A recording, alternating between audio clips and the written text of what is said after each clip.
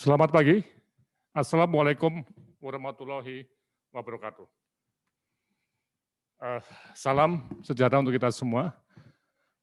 Ya, hari ini kita bertemu kembali dengan para kepala dinas kesehatan. Mungkin bisa di-share nama-namanya atau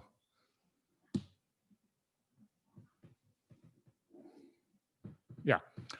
Wow, sudah banyak ini Dinkes Kobar, Karangasem, Dinkes Bojonegoro, Dinkes Jember, Kabupaten Tangerang, Bulungan, Kediri, Tangsel, Lombok Tengah, Bondowoso, ya dari Kediri. Oke, ya terima kasih. Jadi hari ini kita akan membahas progres kegiatan yang sudah berlangsung. Mohon dibuka, Mas, PowerPoint saya. Jadi nama saya Laksono Trisnantoro, selaku penanggung jawab kegiatan ini, dan nanti saya bersama dengan Pak Iskandar dan juga ada asisten di sini, peneliti Bu Monita, kemudian juga kita harapkan dari Kementerian Kesehatan Ibu Nida juga akan hadir pada pertemuan pagi ini. Nah, saya sebentar saja ini untuk mengantar mengenai progres kegiatan untuk IMONEF, pemulihan pelayanan ibu anak, KB, dan gizi dari dampak pandemi COVID-19. Nah, kalau kita lihat sekali lagi bahwa COVID-19 itu punya dampak samping ya, yang berupa pembatasan akses dan kualitas pelayanan KIA, KB, dan gizi. Dan ini membahayakan peningkatan atau usaha peningkatan untuk mengurangi kematian ibu dan bayi. Nah, sehingga walaupun kita masih dalam masa pandemi ya, jadi kalau kita lihat perkembangan pandemi COVID-19, kita berada di dalam ya, dan kita belum tahu kapan ini selesai. Sehingga ketika menghadapi perkembangan situasi seperti ini, mau tidak mau semua lembaga termasuk rumah sakit, dinas kesehatan, puskesmas harus bicara mengenai rencana-rencana pemulihan sambil kita mengerjakan apa yang harus kita kerjakan. Nah ini yang menarik ya. Jadi ini pertama kalinya ada suatu wabah atau suatu bencana pandemik yang berbulan-bulan dan ini sudah masuk ke bulan ke-8 ini. Nah, nih. Jadi dan kita belum tahu nih sampai kapan karena sejarah flu Spanyol bisa 2 tahun ini. Nah, karena itu kita masuk pada suatu situasi yang perlu betul secara detail ya untuk melakukan analisis dampak terhadap pelayanan KIA, KB, dan nanti gizi untuk menyusun rekomendasi yang sesuai. Nah, sesuainya itu detail di tiap-tiap kabupaten kota. Jadi bukan di level nasional saja, tapi di level kabupaten kota. Sehingga memang proyek ini deskripsinya memang di level kabupaten kota ya, pemulihannya. Nah, oleh karena itu kalau kita cermati sebagai catatan penting ya, dengan model pendekatan IMONEF dan respon yang basisnya kabupaten kota itu butuh sekali leadership kepala dinas kesehatan kabupaten kota untuk mencari data dan menganalisis dampak pandemi COVID-19 dan melakukan keputusan untuk memulihkan keadaan apabila memang terbukti ada situasi yang buruk. Ya nih. Nah kalau tidak ada, ya nanti kita akan lihat ada keputusan untuk mitigasi. Nah sehingga ada suatu proses pembelajaran berbasis data dan pemulihan. Jadi ada dua step, dua langkah yang di dalam kegiatan ini kita lakukan ya. Oke. Nah, penerimaan manfaatnya tentunya masyarakat ini, masyarakat yang banyak dan dibantu oleh berbagai pihak di sebelah kiri tadi. Proses kegiatannya, kita sudah masuk pada kegiatan pelaksanaan di bulan Oktober ini, sudah menjelang akhir, dan prosesnya menggunakan prinsip analisis respon, yang seperti ini, langkah 1, 2, dan 3. Jadi kalau kita lihat, dan ini adalah analisisnya, kemudian masuk ke respon langkah 4, 5, 6, 7. Ya, ini, untuk menggunakan data untuk keputusan.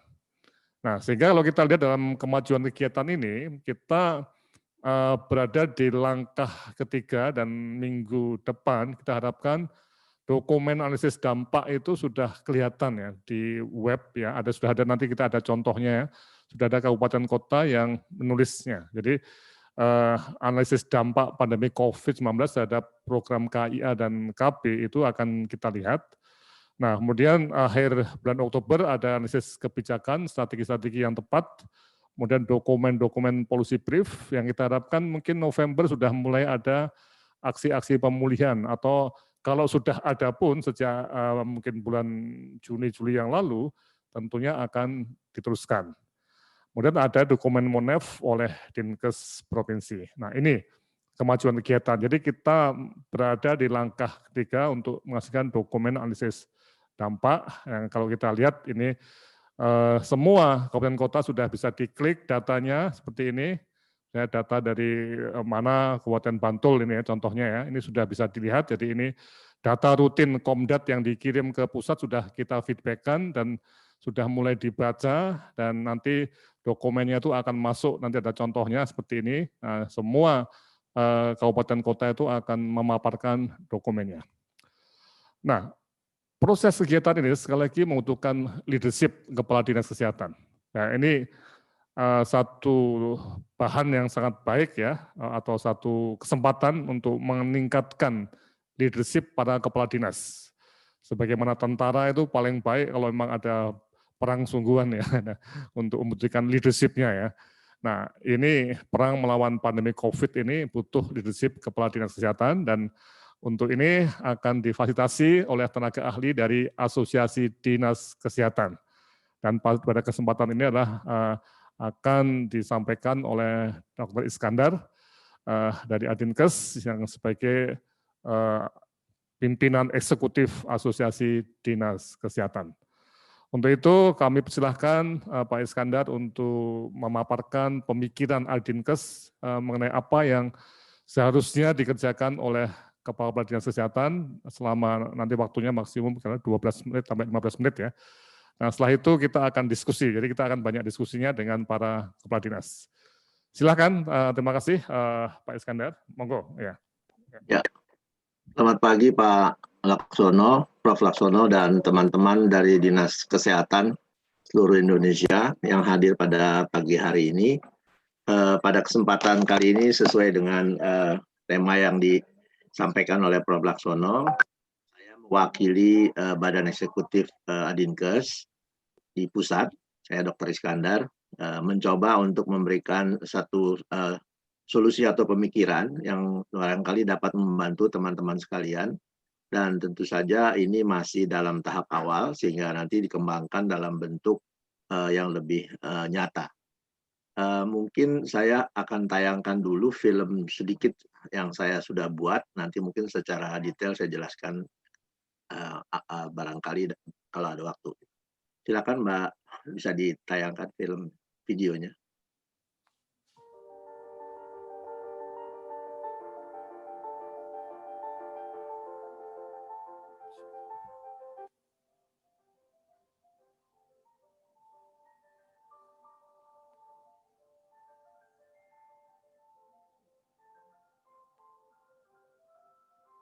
Jadi latar belakang ini barangkali juga merupakan bagian dari apa yang disampaikan oleh Prof. Laksono, bahwa adanya pandemi COVID-19 ini berdampak kepada kunjungan maupun pelayanan dari puskesmas atau FKTP, dan tentu saja ini berdampak kepada angka kehadiran dan juga kemungkinan-kemungkinan yang terjadi akibat dari berkurangnya kunjungan atau pelayanan yang diberikan oleh KIA dan KB di puskesmas. Nah, Bapak Ibu sekalian, saya mencoba untuk mendapatkan sedikit gambaran tentang bagaimana proses data ini diolah, dari mulai pengambilan data dari FKTP, kemudian diproses, dikompilasi oleh Dinas Kesehatan Kabupaten Kota, kemudian juga dikompilasi oleh provinsi, dan akhirnya menjadi data di tingkat nasional. Nah, Bapak Ibu sekalian, tentunya ini masih pemikiran saja, dan apa yang disampaikan di sini kaitannya nanti dengan bagaimana kita mengelola data itu sehingga bisa jadikan sebagai bagian daripada proses perencanaan atau solusi. Ya. Ini kita melihat ada yang pertama adalah proses penyusunan rencana aksi menggunakan analisis social determinant of health. Ya, kenapa kita katakan jadi orang tidak datang itu pasti ada masalah. Masalahnya kita kupas dengan SDOH. Kemudian untuk perumusan rencana aksi yang lain adalah menggunakan teori atau metode POP-DOC loop. Ya, POP-DOC loop ini ada beberapa tahapan, di situ tadi sudah disampaikan. Kemudian kita juga akan menuju ke bagaimana proses perumusan solusi. Ya.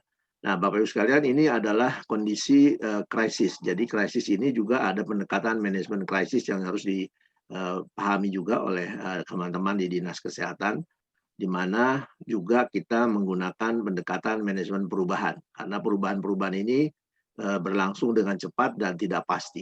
Jadi kita tidak tahu sampai kapan ini akan berjalan. Dan di sini ada seni dan ilmu untuk memfasilitasi perubahan itu. Jadi memang di dalam teori manajemen perubahan ada seninya, ya. Oleh karena itu ini menjadi bagian dari proses. Dan ini tentu saja harus didukung oleh kepemimpinan yang di sini disampaikan oleh Prof. Laksono tadi, yaitu meta leadership.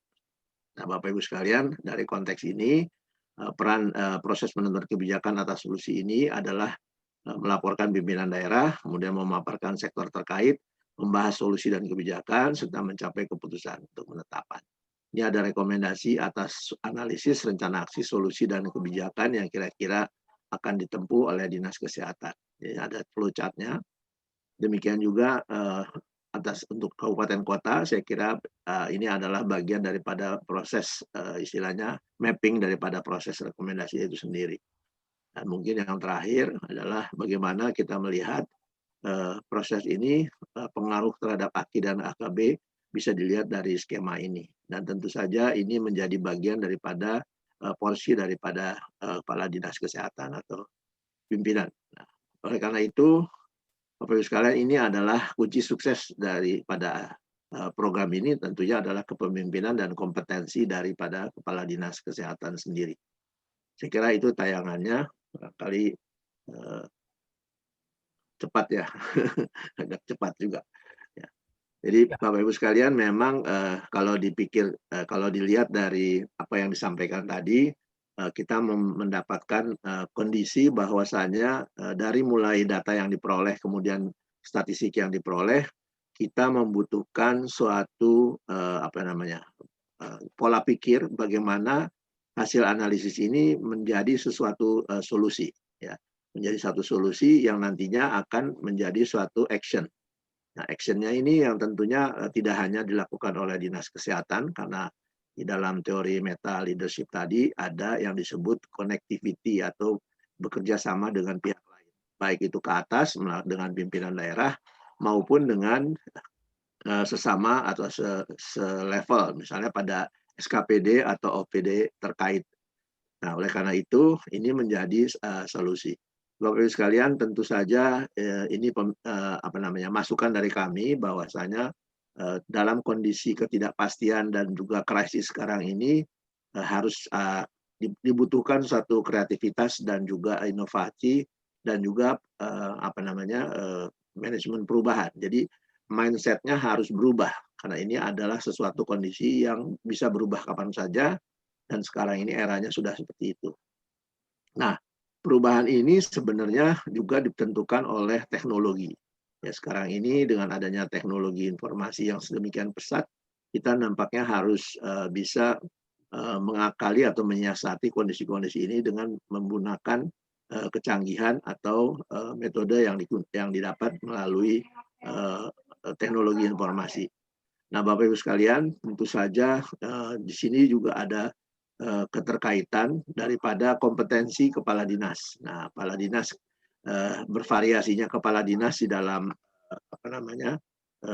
posisi sekarang di dalam menjalankan tugas dan fungsi sebagai pelaksana urusan pemerintahan daerah, saya kira sangat erat terkait dengan bagaimana implementasi daripada SPM bidang kesehatan di kabupaten kota itu dapat dilaksanakan.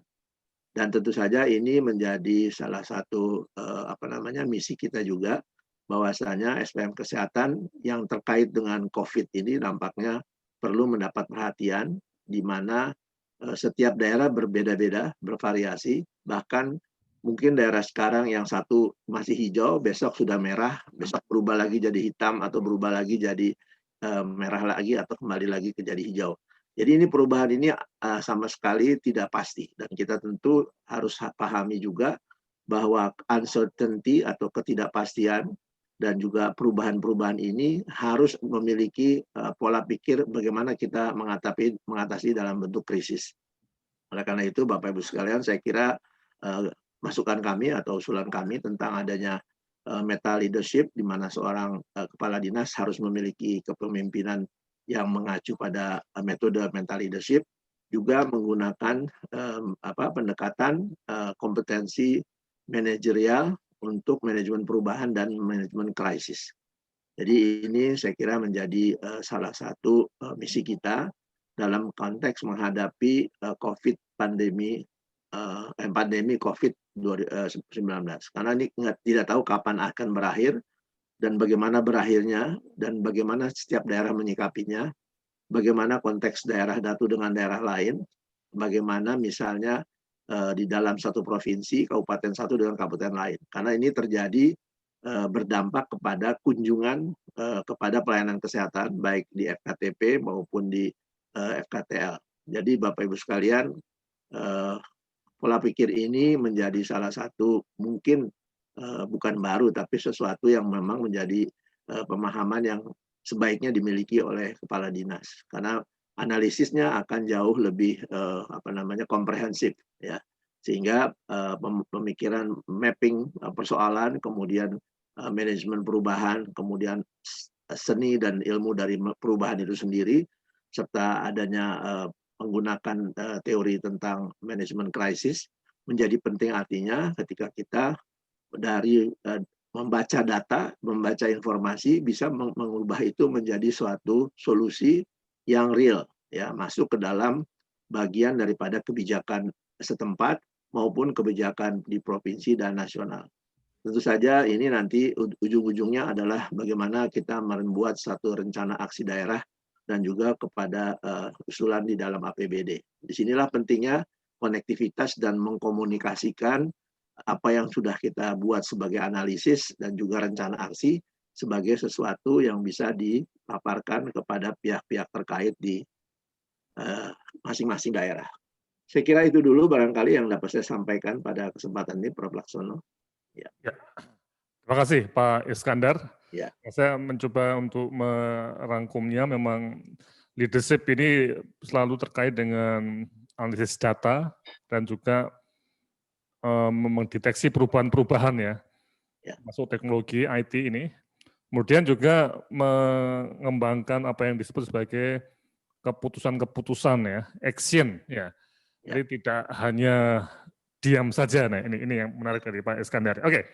Nah, saya akan buka diskusi kita, ya, dengan Pak Iskandar untuk memahami dan juga meningkatkan leadership kita, leadership pelatihan kesehatan dalam menangani COVID-19 ini.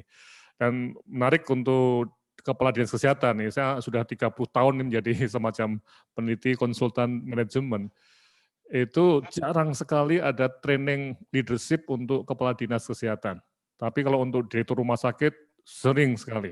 Untuk tentara, untuk militer, untuk masuk menjadi jenderal atau perwira menengah itu leadership training juga banyak sekali. Tapi kepala dinas ini jarang sekali. Oke, mari kita pakai kesempatan ini untuk diskusi, dan tidak hanya sekali, nanti masih terus kita kembangkan materi-materi dengan berbagai cara, termasuk video-video pembelajaran. Silakan, monggo.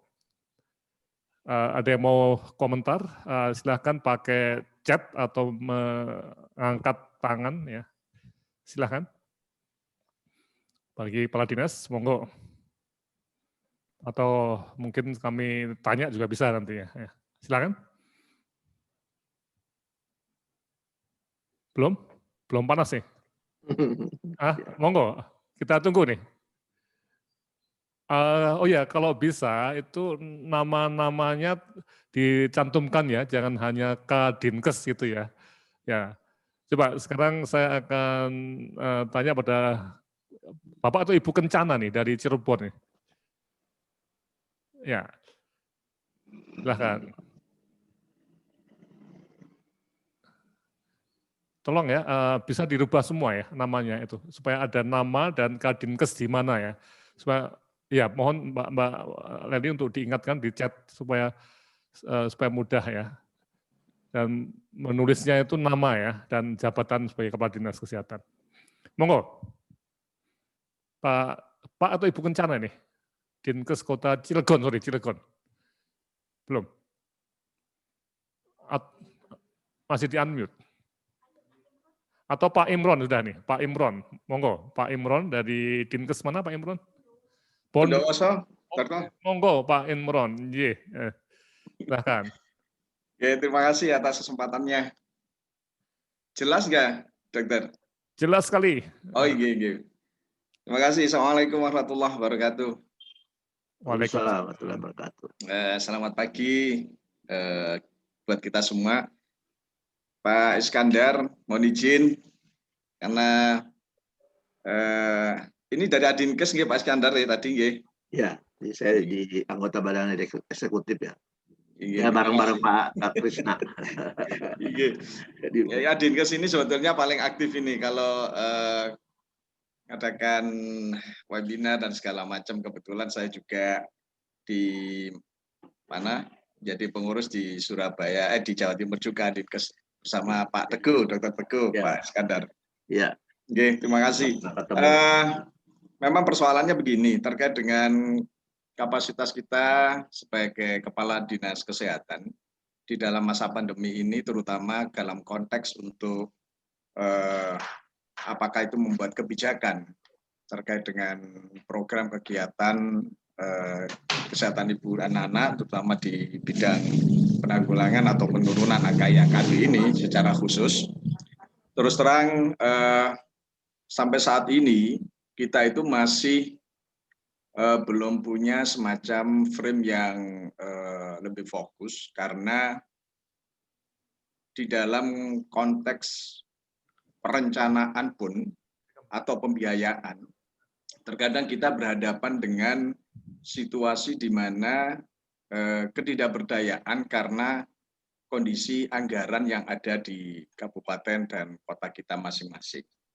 Kita juga sudah tahu bahwa adanya refocusing budget, kemudian juga kemampuan fiskal daerah, sebaik apapun perencanaan yang kita buat di dalam rangka untuk menindaklanjuti atau kita membuat situasi bagaimana nanti terkait pelayanan ibu dan anak khususnya ini juga berbenturan dengan political ataupun terkait dengan local wisdom yang memang ada di kabupaten kita yang beda-beda.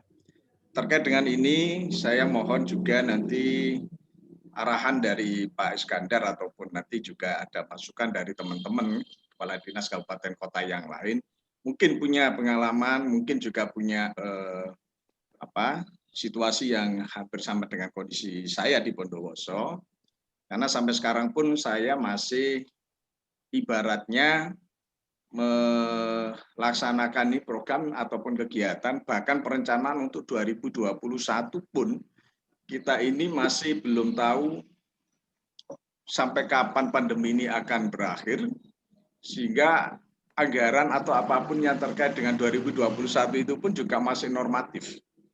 Nah, ini tentu menjadi kendala-kendala kita. Terima kasih, saya kira sementara itu Prof. Iskandar, situasi kami yang di Bondowoso, mudah-mudahan ini hanya di Bondowoso, yang lain tidak, sehingga kami pun nanti bisa mendapatkan informasi yang lebih konstruktif bagi kita semua, bagi saya khususnya. Terima kasih Pak Iskandar. Assalamualaikum warahmatullahi wabarakatuh. Waalaikumsalam. Waduh, terima kasih Pak Ikrom atas pertanyaan atau komentar yang sangat menarik ini ya. Dan ini menunjukkan pertanyaan seorang eksekutif ini di daerah ya, yang ada masalah dengan keterbatasan wewenang ataupun juga keadaan keuangan. Oke, Pak Iskandar, silakan untuk menanggapi ini. Ya, ini yang jadi masalah, sebenarnya masalah semua orang. Kenapa hampir semuanya dengan pandemi ini mengalami ketidakpastian atau uncertain situation, di mana ketidakpastian ini juga berawal dari kapan berakhirnya pandemi ini. Ini juga menjadi masalah juga, karena paling tidak prioritas-prioritas yang mana yang akan menjadi bagian daripada prioritas pemerintah daerah, itu juga menjadi satu kepedulian kita, concern. Nah, Bapak Ibu sekalian, mengapa saya melihat bahwa kita sebagai pimpinan memiliki harus bisa membaca situasi dengan yang pola pendekatan manajemen krisis tadi yang saya sampaikan. Memang ini mau tidak mau menjadi bagian daripada leadership style yang harus dikembangkan dengan juga manajemen perubahan. Jadi perubahan yang terjadi mungkin Jawa Timur termasuk bukan daerah hitam ya, mungkin selalu menjadi top leader lah untuk kasus-kasus COVID sekarang ini ya. Dan ini tentu saja hampir sama dengan Jakarta ya. Ketika Jakarta menerapkan PSBB sebagian, kemudian PSBB ketat dan sebagainya, selalu menjadi masalah politis ya. Tentu saja ini juga terjadi pada daerah lain, karena biar bagaimana mobilitas manusia yang tidak bisa dibendung untuk bisa mencari nafkah. Nah, ini yang menjadi masalah kita. Jadi prioritas mana, kesehatan dulu atau ekonomi dulu dan sebagainya. Nah, persoalannya adalah yang sekarang ini menjadi concern adalah ketika kunjungan ibu hamil atau ibu bersalin dan juga anak balita tidak memperoleh seharusnya sebagaimana yang diprioritaskan oleh pemerintah untuk mencegah terjadinya kenaikan angka kematian ibu maupun kematian bayi, ini menjadi masalah, ya kan? Karena juga termasuk juga imunisasi ya. Salah satu hal yang menjadi masalah adalah imunisasi. Nanti mungkin setelah COVID bisa terjadi kalau tidak diimunisasi outbreak difteri misalnya contohnya. Ya, di Jawa Timur pernah heboh soal outbreak difteri ya. Karena mungkin jangkauan imunisasinya tidak sebagaimana yang diharapkan atau tidak seperti yang ditargetkan. Nah, ini yang juga nampaknya perlu dikaitkan, karena saya melihat bukan hanya sekedar kunjungan ibu bersalin atau ibu hamil dan balita, tapi angka kematian ibu, kemudian kematian nifas, kemudian balita dengan gizi kurang dan sebagainya tidak terdeteksi atau minim perhatian. Sehingga kalau seandainya ini tidak menjadi prioritas daerah, ya kita takutnya ada kehilangan satu generasi yang nanti justru menjadi masalah kita di masa depan. Jadi Bapak Ibu sekalian, memang saya mengapresiasi apa yang dilakukan oleh teman-teman di KIA dan KB, tapi nampaknya juga harus sejalan dengan gizi. Karena kita semua ribut tentang stunting, kita sendiri tidak memberikan perhatian terhadap siapa pelaku daripada yang harusnya menentukan soal gizi ini. Jadi ini complicated sekali saya kira. Makanya saya bilang ini kalau tidak ada pola pikir kita mapping tentang bagaimana kita mengatasi situasi secara komprehensif, kita bingung sendiri nantinya. Apalagi ketika berhadapan misalnya dengan bupati yang tidak paham tentang bagaimana mengatasi situasi ini. Karena nanti yang repot sebenarnya adalah kepala dinas kesehatan. Diminta tanggung jawab tapi nggak dikasih peluru gitu loh. Nah, seperti itu barangkali ya situasi ya Pak ya. Kita udah capek, udah berbusa-busa misalnya menjelaskan tentang situasinya seperti ini dan kemungkinan dampaknya seperti ini akibat yang kita analisis dan solusi seperti apa. Tapi pas saatnya decisionnya nggak jelas gitu lah. Ini yang akhirnya kita frustrasi sendiri seperti itu. Nah, barangkali ini Bapak Ibu sekalian yang menjadi salah satu kunci daripada bagaimana meyakinkan di dalam mental leadership itu kan leading up ya, leading up itu meyakinkan atasan itu supaya bisa menjelaskan bahwasanya ini bukan masalah hanya sekedar COVID saja, ini masalah nanti dampak ke depannya seperti tadi imunisasi, seperti stunting dan sebagainya. Jadi memang ini unik Bapak Ibu sekalian, saya pikir hanya dari satu data analisis tentang kunjungan dan KB dan KIA saja kemana-mana hasilnya kalau saya lihat. Ya, jadi memang kalau kita bisa meyakinkan kepada pimpinan daerah, itu menjadi satu poin sendiri bagi kepala daerah kepada kepala dinas, saya kira. Mungkin begitu ya Pak ya. Saya kira Oke. semuanya juga setuju bahwa ini dilema yang dihadapi Kepala Dinas Kesehatan, bukan soal kompetensinya, tapi soal bagaimana tindak lanjut daripada solusi yang sudah kita tawarkan gitu. Ya. Ya, barangkali itu ya Pak. Terima kasih Pak. Ya. Ya, terima kasih Pak. Ini sambil nunggu yang lainnya ya. Memang ini menarik ya apa yang disampaikan oleh Pak Ikrom ini. Ini kami dari UGM itu berusaha mendesain bersama dengan Kemenkes ya, bahwa Dinas Kesehatan Kabupaten Kota itu tadi apa-apa yang terjadi dari Pak Ikrom ya, itu dicatat betul Pak dalam dokumen dampak pandemi COVID-19 masuk dari keuangan tadi. Nah, dengan tadi yang dikatakan Pak Iskandar ya, pertolongan teknologi IT tadi, itu catatan mengenai dampak ini di Bondowoso itu bisa ditayangkan di web dan bisa dibaca oleh semua orang di Indonesia, termasuk dari oleh Kemenkes ataupun juga nanti Bupati Bondowoso, Pak. Masalahnya apa? Nah, sehingga prosesnya ini betul-betul akan mengembangkan suatu arah di mana kalau kita pakai ini ya, bisa dilihat di sini ya, di mana pemikir itu harus tadi yang kata oleh Pak Iskandar berpikir analitis ya, menganalisis, tapi juga action, tidak boleh hanya mikir terus, tapi nggak ada action ya, atau action terus ya, tapi nggak pernah berbasis pada pikiran, analisis ya. Jadi ini ada kelompok 1, 2, 3, 4, nah nih. Nah, yang kita harapkan bukan yang no action talk thinking terus ya, itu kelompok yang tidak action tapi pikir terus itu kelompok 3. Nah, kalau kelompok 2 itu actionnya iya tapi tidak berdasarkan pada analisis. Nah, ini yang kita harap yang di kelompok 1. Dan dokumen itu nanti Mbak Monita akan tunjukkan dokumen contohnya ya. Itu akan menunjukkan menjadi seorang leader yang berpikir tapi juga action. Nah, ini. Oke. Silakan, ada lagi yang mau dari ya Ibu Kadinkes Kabupaten mana sih yang ya, nah, Magelang, Pandeglang, silakan Pandeglang. Ya, oke, Pandeglang. Silakan Ibu, namanya mohon. Ya, ya saya Dewi dari Kadinkes Kabupaten Pandeglang terkait dengan bagaimana solusi untuk dalam rangka pemulihan COVID di Kabupaten Pandeglang. Memang kalau dilihat dari segi dana, sama mungkin Kabupaten Pandeglang dengan tadi dari Kabupaten Bondowoso. Ya, sama, tidak jauh beda. Mungkin malah Pandeglang lebih kecil daripada Kabupaten Bondowoso. Akan tetapi kami berusaha meyakinkan kepala daerah beserta lembaga eksekutif dan legislatif sehingga dalam menghadapi COVID ini, alhamdulillah kami selain dari dana APBD tambahan, juga kami dapat menggandeng CRA yang membantu kami dalam rangka solusi di era COVID ini. Satu contoh, kalau dilihat dari pendapatan memang kami kecil, akan tetapi pemerintah daerah setelah dilakukan penampilan data-data kami di bidang kesehatan, terutama KIA, KB, Gizi, alhamdulillah baik legislatif maupun eksekutif sangat konsen kepada kami.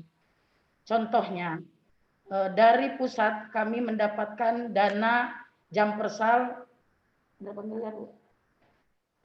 4 miliar. Dihitung dari penggunaan melebihi kebutuhan. Kebutuhannya lebih dari apa yang dikirim dari pusat.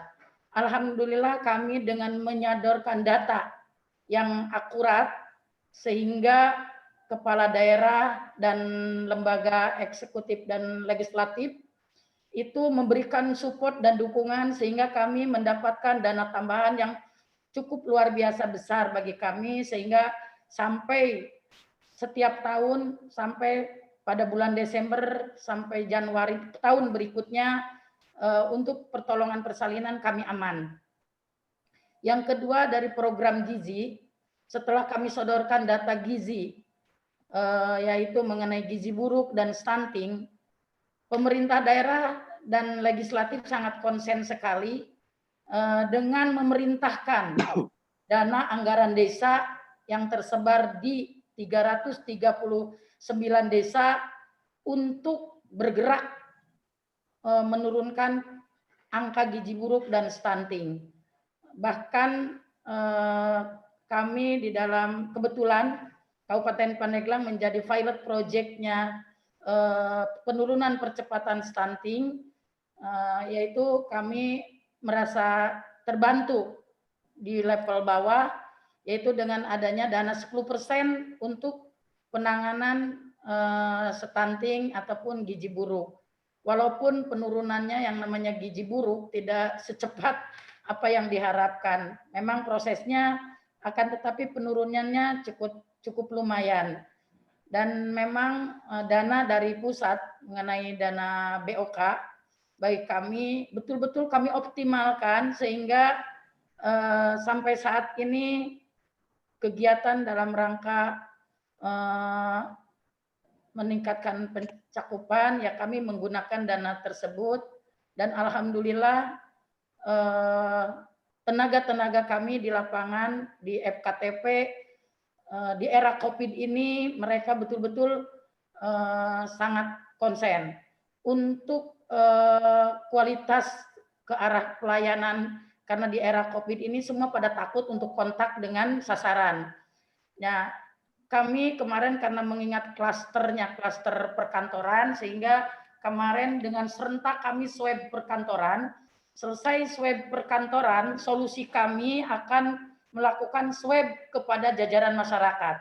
Sehingga kalau sudah diyakinkan dengan hasil swab yang positif dapat kami tangani, teman-teman di lapangan lebih aktif lagi untuk turun ke lapangan, kontak dengan masyarakat karena merasa aman. Nah, kemarin kita baru launching karena Kabupaten Pandeglang walaupun dekat dengan Jakarta, masyarakatnya mungkin berbeda. Pandeglang untuk dan lagian dilihat dari kasus-kasus COVID ini di Wisma Atlet sangat sulit untuk memasukkan orang-orang datang ke sana. Dengan pemikiran kita semua duduk bareng, semua OPD, semua stakeholder yang ada dari ulama, umaroh, semua bekerja sama dengan baik dan alhamdulillah kami Kabupaten Pandeglang sampai memiliki tempat singgah untuk OTG. Tidak harus lagi kami berangkat ke Jakarta. Dan itu semua dibiayai oleh dana APBD. Itu kelebihannya kami, alhamdulillah kemarin kami memiliki pimpinan yang sangat luar biasa. Nah, karena kami juga agak sedikit mungkin keteter biaya untuk daerah, karena kami akan melaksanakan pesta demokrasi. Andai kata tidak ada pesta demokrasi nanti bulan Desember, kemungkinan kami peluang biaya lebih besar lagi memiliki. Tapi dengan adanya pesta demokrasi pun kami semua tim kabupaten, OPD yang lain satu sama lain kita bergandengan tangan. Itu yang sangat kami rasakan dengan OPD-OPD yang ada di Kabupaten Pandeglang. Terima kasih.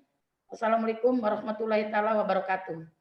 Terima kasih Ibu Dewi, menarik sekali ya apa yang terjadi di Pandeglang dan hal-hal seperti ini yang nanti kita masukkan dalam laporan ya, laporan dampak pandemik COVID-19, apa yang sudah terjadi ya ini perlu kita catat betul. Nah, oke, monggo Pak Iskandar untuk mengomentari tadi ya. Apa yang terjadi. Ya silakan. Ya di sini sebenarnya yang saya lihat adalah bagaimana teknik berkomunikasi ya. Salah satu yang ada di Meta Leadership itu adalah communication ya Prof ya. Komunikasi itu menjadi penting dan juga konektivitas ya dalam rangka berkoneksi dengan pihak-pihak lain. Nah, dari Pandeglang sebagai contoh ini satu inovasi yang dan kreativitas dari pimpinan daerah, tidak hanya dari Dinas Kesehatan tapi juga dukungan dari pimpinan di atasnya beliau. Jadi saya kira memang kebersamaan dalam konteks ini menjadi sangat penting. Jadi ada istilah orang pasti bisa kalau kerja sama gitu. Orang bersama bisa. Nah ini saya kira menjadi contoh pada teman-teman yang lain. Saya kira untuk melihat bahwa persoalan penanggulangan apa yang disampaikan tadi oleh Ibu Dewi itu sebenarnya tidak terputus hanya kepada sektor kesehatan. Jadi dukungan dari pihak-pihak yang lain ternyata istilahnya kita menghadapi musuh bersama yang berdampak kepada generasi di daerah itu sendiri. Jadi tentu saja disinilah pentingnya leadership ya, leadership atau kepemimpinan kepala dinas yang mampu untuk menggerakkan stakeholder dan juga mengajak semua berpartisipasi untuk mendukung ini. Jadi memang itu Prof, saya kira menjadi salah satu kunci barangkali. Kompetensi Ibu juga di dalam bernegosiasi ini juga penting.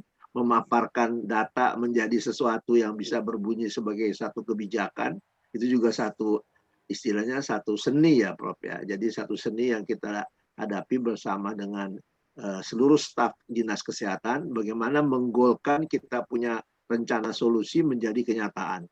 Tidak harus keteteran dengan keterbatasan dana. Ternyata kreativitas dan juga keinginan bersama ini menjadi satu kekuatan bersama pula. Saya kira bagus sekali Prof, ini sebagai benchmarking juga untuk kita jadikan sebagai mungkin sebagai modal ya barangkali kalau semua kepala dinas memiliki satu semangat yang seperti itu dan juga kompetensi yang dimiliki, saya kira bisa menjadi satu kekuatan untuk mengatasi masalah-masalah yang berhubungan dengan apa yang kita bahas hari ini. Terima kasih Pak Iskandar. Ya. Jadi kalau kita lihat memang tadi yang Bu Dewi dan Pak Iskandar bahas itu ada fungsi Kadinkes sebagai influencer ya, Bu ya, memberi pengaruh pada semua pihak atau orang yang terkait dengan COVID untuk mari sama-sama kita mengatasi pandemik ini. Nah, influence ini tadi yang Pak Iskandar katakan ada suatu seni ya, mempengaruhi yang tidak mudah ya, dan sangat kontekstual di tiap daerah masing-masing, tapi semua kepala dinas menurut saya harus mempunyai kemampuan untuk mempengaruhi pihak lain supaya berubah ke arah pro kesehatan. Oke, nah untuk itu Mbak Munita coba kita lihat dulu ya, apa yang sudah ditulis oleh beberapa dinas kesehatan Kadinkes ya, dan ini semua akan terpampang nantinya di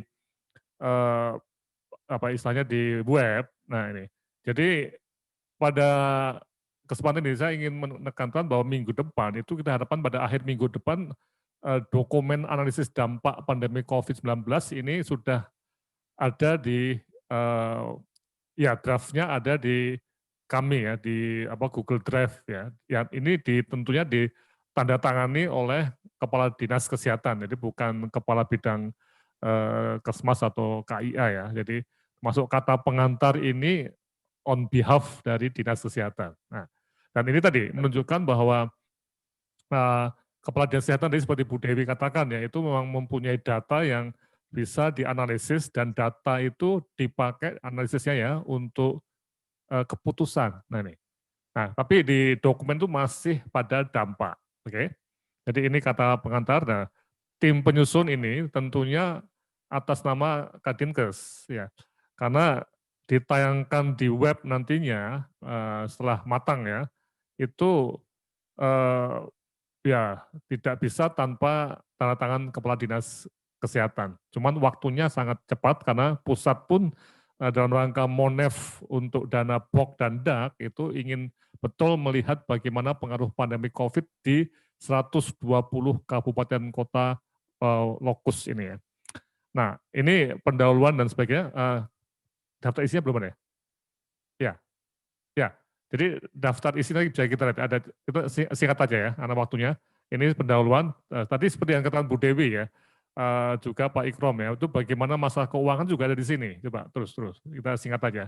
Sebenarnya dokumennya masih terlalu tebal ya, kita harapkan tidak usah tebal-tebal ya, 7-6 halaman, ada sebagian masuk lampiran ya. Nah, juga ada kebijakan pemerintah dalam pencegahan COVID-19.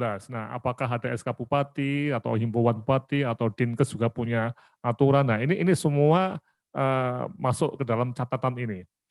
Nah, ini untuk keperluan tadi yang Bu Dewi katakan ya, menginfluence people tadi, itu juga akan kelihatan bahwa ternyata Dinas Kesehatan sampai sekarang juga tidak diam-diam saja, tapi juga punya action ya.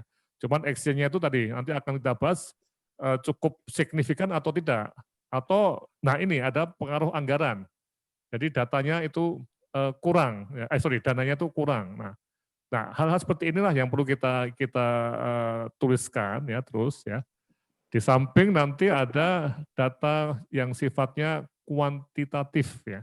Data kuantitatif itu yang dari Komdat tadi, yang masuk ke pusat itu sudah di-feedback-kan, mungkin Bapak Ibu Kepala Dinas sudah melihat prosesnya ya, ada yang salah, ada yang benar ya, tapi yang benar kira-kira 60%, 70%, yang keliru itu sekitar 30-40% ya. Nah ini, dan di sini data kuantitatifnya ada 7 ya, indikator yang bisa dilihat di sini ya. Nah itu dari sinilah kita akan melihat apakah betul pandemi COVID-19 itu memang menurunkan misalnya K4 misalnya. Dan mengapa turun? Nah itu ada pendekatan kualitatifnya. Nah di sini Kepala Dinas Kesehatan tadi sebagai tadi kembali lagi yang berpikir analitis tadi itu bisa menggunakan data kualitatif yang ada berdasarkan hasil rapat, pengamatan, diskusi dengan teman-teman di Puskesmas itu lebih memperdalam mengapa kok naik atau mengapa turun. Nah, dari sini kemudian nanti akan masuk pada kesimpulan ya apakah memang pandemi COVID-19 itu mempengaruhi program kesehatan ibu dan anak dan KB atau tidak. Nah, ini kesimpulan utamanya dalam dokumen pandemi COVID-19. Yang kemudian nanti setelah minggu depan kita akan masuk pada dokumen analisis kebijakan dan strategi ke depannya. Nah, ini betul-betul singkat, tadi dokumennya paling cuma 2 halaman ya, yang sangat eksekutif, brief ya, ringkasan eksekutif untuk para bupati, wali kota, gubernur, kepala DPRD, dan pimpinan DPRD lainnya, tokoh masyarakat. Jadi ini seperti analisis sebagai seorang kepala dinas. Ya. Dan ini kemampuan pemimpin, ya tadi yang Bu Dewi menunjukkan sangat-sangat lugas ya bahwa dengan data yang akurat atau lengkap itu bisa meyakinkan berbagai pihak. Oke, nah nanti kita akan ketemu terus ya Pak Iskandar ya. Ya. Tapi kita cuma 1 jam seperti ini karena Bapak Ibu sibuk ya. Tapi di antara 1 jam tadi nanti Pak Iskandar juga akan bikin video-video. Kami juga akan ada video yang bisa menikmati atau dipelajari di waktu senggang Bapak Ibu semua ya. Yeah. Jadi kadang-kadang kalau kumpul seperti ini itu, waduh, susah kadang-kadang ya. Saya nggak tahu ini berapa persen yang hadir, tapi kelihatannya ada 70 orang ya. 62. Ya. Berapa nih? Ada berapa nih? Ya, 60 masih ada yang tidak. Tapi nanti jam 11 ada lagi gelombang kedua. Nanti kalau perlu gelombang ketiga nggak apa. Tapi juga nanti ada video-video ya yang menarik ya. Jadi kita akan meningkatkan kapasitas kita sebagai pemimpin dengan teknologi canggih, gitu, Pak. Teknologi baru IT seperti ini. Ya. Oke, sepakat ya? Ada yang komentar? Ya, silakan ada yang tanya. Ada yang angkat tangan. Dari Lombok Tengah, wah nih jauh Lombok Tengah. Siapa ya? Dokter siapa? Ada namanya? Belum ada namanya. Lombok Tengah. Oh ya, itu. Omdah, Pak Omdah ya. Pak Omdah. Silakan Pak Omdah atau Bu. Masih di unmute. Tolong diklik di mikrofonnya sudah bisa di unmute. Silakan Lombok Tengah. Belum bisa. Belum ya? Suaranya sudah ada. Belum ada suaranya. Karena masih di unmute itu. Kita sudah buka. Sudah ya.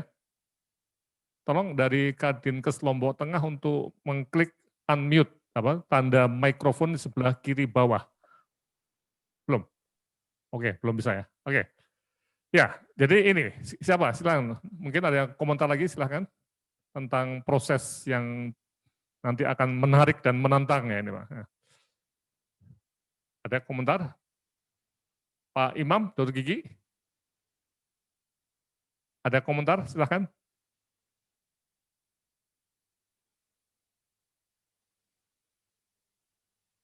Dari mana, Dr. Gigi Iman? Ya. Itu. kasih. Assalamualaikum warahmatullahi wabarakatuh. Iya, waalaikumsalam. Selamat siang dan salam sejahtera untuk kita semua. Yang saya hormati Prof. Laksono dan Dr. Iskandar. Saya dari Dinas Kesehatan Kabupaten Bulungan. Kami ada di Provinsi Kalimantan Utara, Prof. Bulungan. Wow, jauh. Kaltara ya. Bulungan. Ya, kalau saya melihat tadi kan Bapak Ibu banyak dari daerah perkotaan ya. Ya. Ini saya kebetulan daerah terpencil dekat dengan Malaysia. Barangkali boleh saya menyampaikan bahwa di tempat kami tidak terlalu banyak kasusnya seperti yang di Pulau Jawa ya.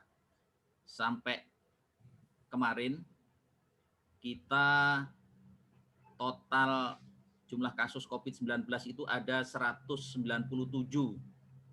Meninggal ada 4, kemudian yang sembuh ada 134. Saat ini kami masih mengelola konfirmasi sebanyak 59 orang, 15 ada di rumah sakit. Kemudian Prof, kami juga masih membuka karantina khusus ya. Kita ada karantina khusus. Sampai saat ini Kabupaten Bulungan alhamdulillah masih zero untuk kematian ibu ya.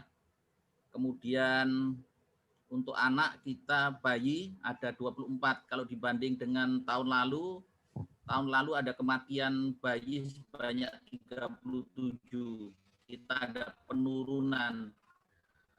Mohon doanya Kabupaten Bulungan nanti sampai akhir tahun masih zero kematian pada ibu dan jumlah AKB-nya juga. Kabupaten Bulungan sebetulnya sama ya, mempunyai permasalahan di keuangan ya, keuangan. Alhamdulillah kemarin ini kita ada refocusing, memang untuk Kabupaten Bulungan lebih banyak di penanganan COVID-19 ini di hilirnya, kita alhamdulillah punya porsi yang agak lumayan banyak, tetapi kami tetap masih mengharapkan, karena kalau kami mengelola hilirnya sudah sangat luar biasa untuk menekan angka kasus COVID-19, kalau di hulunya tidak diselesaikan ini juga akan menjadi masalah. Prof. Laksono, kami di Kabupaten Bulungan secara sinergi untuk penanganan kasus COVID-19 ini luar biasa bagus ya menurut saya. Kami memang kemarin tidak melakukan PSBB, tetapi kami dijepit oleh beberapa kabupaten kota yang melakukan PSBB. Ini menguntungkan di kami, sehingga kasus COVID-19 di Kabupaten Bulungan juga tidak terlalu banyak. Mudah-mudahan sampai nanti dengan keluarnya vaksin, kita bisa eksis, masih bisa menekan, bisa mengendalikan COVID-19 yang ada di Kabupaten Bulungan.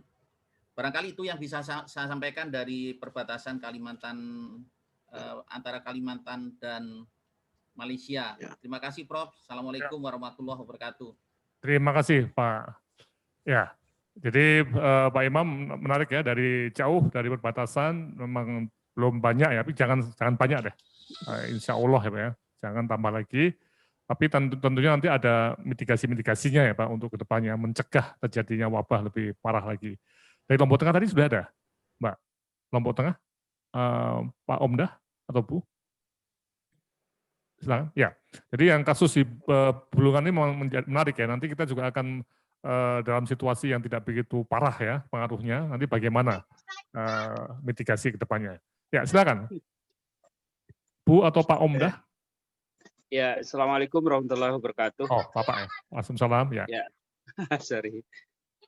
Jadi untuk kesempatan ini kami sampaikan bahwa di Lombok Tengah memang apa yang sudah kita lakukan ini di bawah komando langsung dari Bapak Bupati, bahwa upaya-upaya untuk mencegah perkembangan atau kasus dari COVID-19 ini kita memang sangat dengan gugus tugas yang ada, kita sudah berbuat banyak untuk ini, dan insya Allah untuk Lombok Tengah dengan penerapan daripada protokol COVID, kasus-kasus yang ada khususnya untuk penanganan AKI AKB, insya Allah cukup bagus. Yang walaupun memang ada kematian tercatat 2 kepada yang meninggal, ya, tapi dengan ada kesigapan kita sekarang sudah insya Allah sudah tidak banyak lagi kasus-kasus yang positif terhadap COVID-19, khususnya kepada ibu-ibu hamil maupun bayi. Dan memang kita terus berupaya untuk bagaimana protokol COVID ini kita perketat begitu di segala sisi. Jadi itu yang kita lakukan. Jadi dengan upaya-upaya ini mudah-mudahan kasus-kasus ini akan bisa ditekan. Nah itu mungkin dari kami secara umum. Dan memang dalam hal ini kita juga berupaya sekarang ini menilai kalau secara menyeluruh bahwa kami dari beberapa waktu terakhir ini kita akan mengecek atau menilai aspek ya, dalam arti bahwa untuk mencegah semua untuk penurunan AKI, AKB dan sebagainya memang tidak lepas dari bagaimana menilai aspek ini, sarana prasarana, baik itu gedungnya, alat-alat pendukung, kemudian termasuk nanti alat kesehatannya, kemudian juga tenaga-tenaganya secara komplit. Nah, ini kita harapkan ada menilai semuanya itu untuk mengatasi permasalahan misalnya terkait dengan SPM. Ada 12 indikator, jadi tidak lepas dari bagaimana kesiapan kita dalam aspek tersebut. Nah ini yang kita kan penilaian untuk mengarah perbaikan ke depan. Nah ini mungkin secara umum gambaran yang kita lakukan di Lombok Tengah. Terima kasih. Assalamualaikum warahmatullahi wabarakatuh. Terima kasih Pak Omdah. Ya, Pak Wenda, Pak Iskandar ada komentar? Ini waktunya udah terakhir nih. Silakan Pak Iskandar. Ya, ada... saya kira waktunya sudah hampir habis, Prof. Tapi saya melihat memang bervariasi setiap daerah. Makanya kondisinya juga bisa berubah-berubah setiap waktu. Jadi kita tidak katakan kadang-kadang ketat, kadang-kadang harus longgar, dan sebagainya. Ini variasi di Jawa berbeda dengan di luar Jawa. Kemudian juga wilayah jangkauan daripada pelayanan itu juga menentukan sekali. Sehingga apa yang tadi dicontohkan oleh Bapak dari Dinas Bondowoso maupun Banten bisa menjadi satu pelajaran bagi kita sekalian untuk langkah-langkah ke depan, baik oleh Dinas Kesehatan maupun oleh pihak-pihak yang terkait. Saya kira itu saja, Prof. Oke, ya. Terima kasih Pak Iskandar. Jadi memang ini maksud dari IMONEF untuk melihat dampak pandemi COVID-19 ke 120 kabupaten kota ya, yang lokusnya. Jadi tadi seperti yang disampaikan Pak Iskandar, itu memang betul sekali ada variasi pasti ya. Ada yang kena pengaruh besar, ada yang sedikit pengaruhnya. Nah ini semua yang akan nanti kita lihat, dan minggu depan kita harapkan draft pertama untuk dampak ini sudah selesai ya. Jadi mohon Bapak Ibu Kepala Dinas untuk mengecek laporan yang akan masuk ke web, karena sekali lagi semua itu akan transparan melalui mekanisme web. Oh, ada yang satu lagi ya, Bu Siti Rahma, angkat tangan. Ya, satu terakhir ya, apa kita tambah lagi. Bu Siti Rahma, silahkan, ada satu yang Bu Siti Rahma. Mana nih? Siti Rahma Rashid, ya silahkan. Dari mana Ibu? Ibu Siti Rahma. Oh, lower hand. Enggak jadi. Tolong di unmute ya Ibu. Di sebelah kiri bawah. Kita molor sebentar sedikit ya. Belum? Belum bisa? Kalau belum, nanti di chatting aja Bu ya, ditulis saja, nanti kita akan coba jawab. Belum bisa ya? Oh, bisa? Belum?